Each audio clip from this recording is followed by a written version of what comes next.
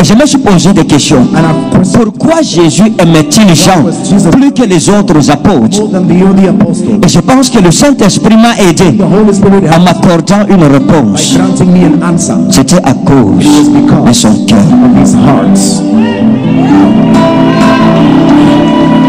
C'était à cause de son cœur.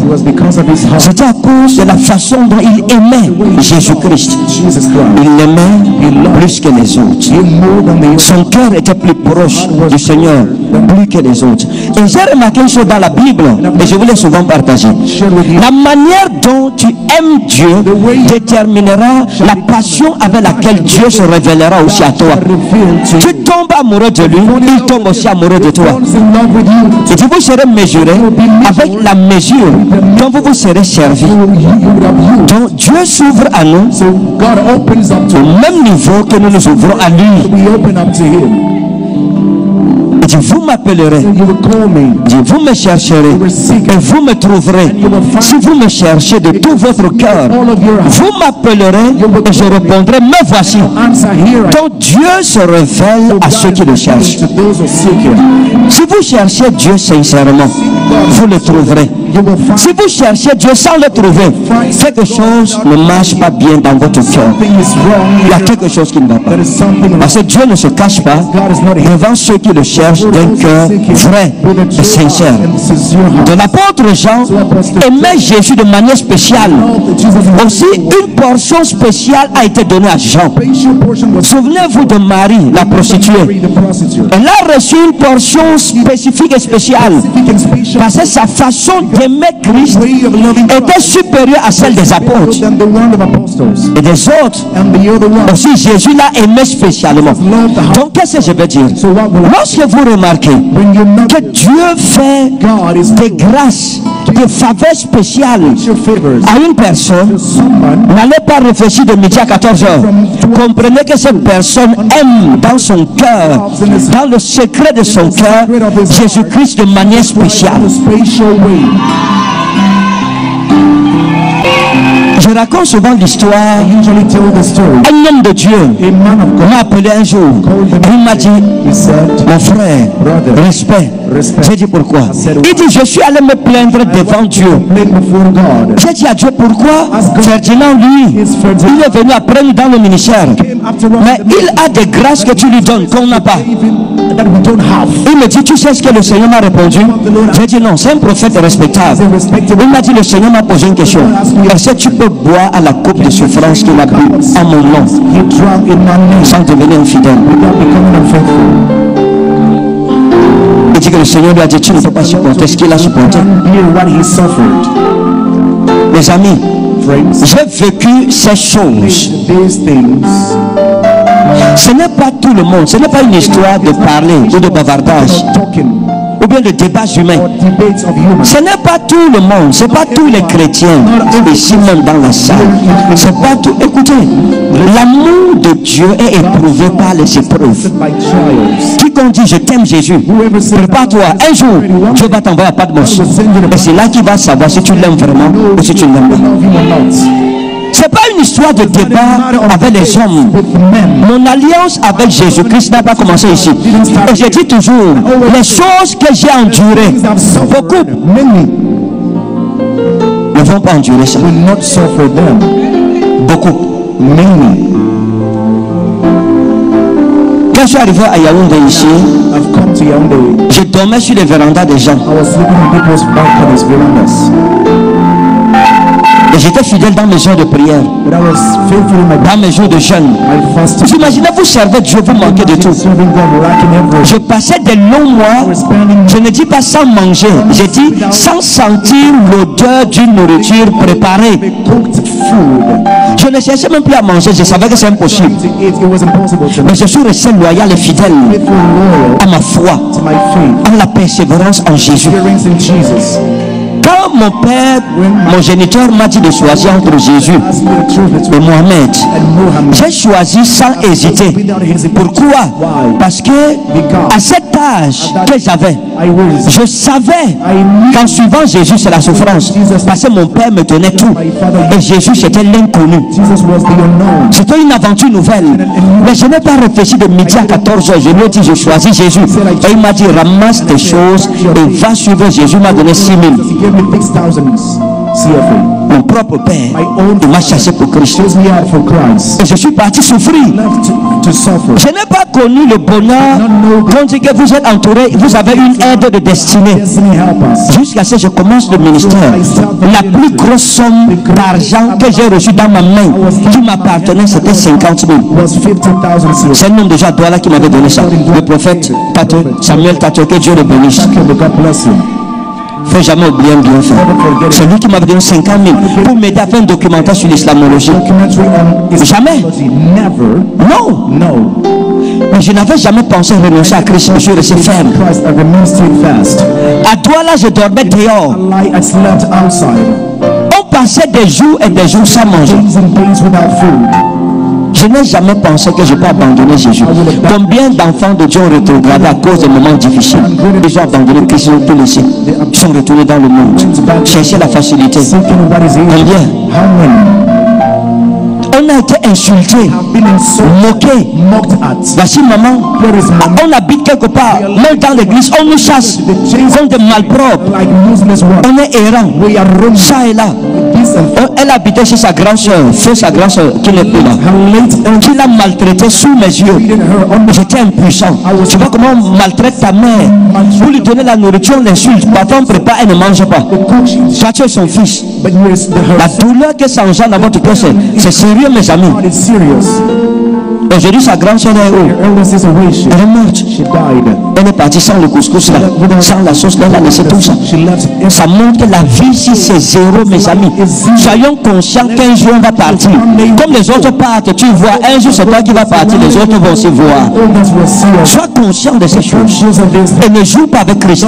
Écoutez, pour rien au monde je ne peux abandonner Jésus, même s'il y a quoi, parce que je suis conscient d'une chose, c'est le seul qui me sauvera après ma mort.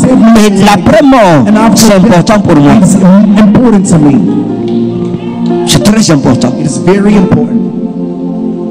On a vécu ces choses. On est resté loyaux à Christ. Pas de problème. Ma tante m'a appelé. Elle dit, si tu veux que je te donne mon couscous, redeviens musulman. Je dis, c'est pas possible. Elle m'a donné le couscous. Pour le couscous, mes frères, on dit que je dois renoncer à Jésus, moi, pour un couscous. Une sauce qui n'avait même pas de piment. Je dois renoncer à Jésus. Non, c'est pas possible. Elle m'a dit, je te donne mon couscous, tu redeviens musulman. Hein? J'ai dit, donne le couscous d'abord. Elle savait préparer le couscous, mes amis. C'est pas le couscous inconverti que certains préparent. Tu manges le couscous, même, tu es fâché. Quand tu voyais son couscous, tu étais dans la joie. Il m'a dit, tu as suivi? J'ai dit oui. J'ai dit, donne d'abord le couscous. Elle a poussé le couscous. J'ai mangé. Elle m'a dit que demain à 5 heures, on va venir, hein, on va te laver. Est-ce qu'on appelle un Giwam Djanaba? On va te purifier parce que tu es entré dans les églises. Tu as prié Jésus, on va te purifier de tout ça. J'ai dit, il n'y a pas de problème. Comme je n'avais pas où dormir, elle m'a donné une chambre. C'était la chambre d'un marabout qui avait voyagé. Dans la chambre, il y avait les remèdes partout. La nuit, je n'ai pas pu dormir. À 5 heures, ils sont revenus pour me laver, de me purifier de la souillure du christianisme. J'avais fui à 4 heures, mon frère. J'ai dit que donc moi je vais rester ici pour qu'on me lave et devenir musulman encore. Et elle s'est fâchée. Elle me dit que bandit, tu as mangé mon couscous, tu as fui. J'ai dit que le couscous là n'était même pas bon, même la sauce n'était même pas sucrée. Pourtant le jour là c'était bien bon quand j'ai mangé. J'ai dit que je ne peux pas, j'ai fui. Je vends Jésus pour le couscous, mon ami. Non, je ne peux pas. Le couscous là, ça va me sauver. Non. Cette femme, elle est morte Mes amis, que Dieu ait pitié de nous. L'orgueil, c'est une folie. Elle allait se laver, elle est tombée.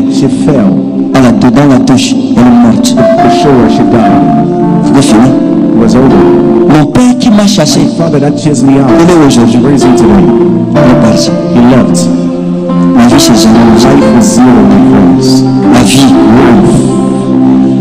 Que Dieu vous donne cette sagesse. La vie, c'est zéro. Je vais finir avec ceci. Ne pensez jamais que le bonheur se trouve dans les biens matériels, dans la richesse, dans l'argent. C'est une tromperie de Satan. C'est faux. C'est faux. La plupart de ceux qui possèdent les biens de la terre sont parmi les hommes les plus malheureux. Vous ne le savez pas. Le diable va te tromper. Que si tu suis cet homme ou cette femme, ou si tu mets tel genre de vie, tu auras telle chose. Après, c'est quoi? Pense à Jésus. Que sert-il à un homme de gagner le monde entier s'il perdait son âme? Que sert-il à un homme? Tu peux avoir une grande maison, une belle maison, mais tu n'es pas heureux. Les femmes qui pensent que si j'épouse un homme qui est riche, je serai heureuse. Je vous dis la vérité, vous vous trompez.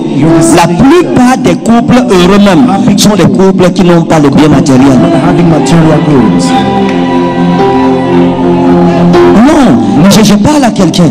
La femme d'un homme de Dieu lui avait dit, chérie, je préfère encore quand on était sans rien à maintenant. Parce que maintenant la bénédiction est en train de nous séparer.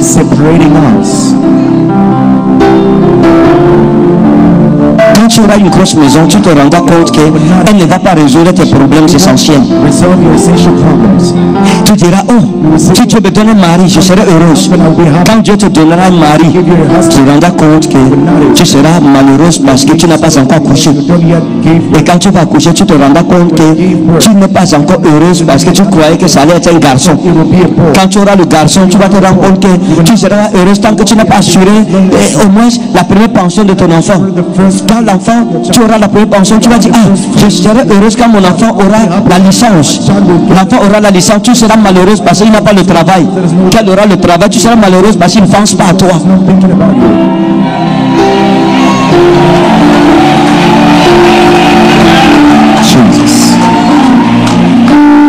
Les choses qui nous rendent heureux, ce n'est pas les choses de Dieu. Quand vous voyez un couple qui est heureux, ce n'est pas le bien matériel, mes amis. Le bonheur se trouve en nous. Ce n'est pas l'argent qui nous donne le bonheur. Ce n'est pas les maisons, ce n'est pas les voitures qui nous donnent le bonheur. Les gens ont ça, ils divorcent tous les jours. Le bonheur, le vrai bonheur, c'est Christ dans nos cœurs. La paix de Christ dans nos cœurs. Le bonheur, c'est un choix. C'est un choix. Et pour le vivre, il y a un ensemble de choses qu'on décide de faire et qu'on décide de ne plus faire pour avoir le bonheur. Ainsi, n'attends pas être riche ou être marié pour être heureux. Sois heureux maintenant. Le bonheur n'a pas besoin de richesse ou de mariage. Tu peux être heureux maintenant. Sois heureux. Dis à ton voisin, sois heureux. Il y a des couples qui n'ont rien. Ils sont comme ça. C'est pas vrai? Comme ça. Que les richesses ne vous trompent pas. Le bonheur n'est pas dans ces choses. Le bonheur c'est en Christ.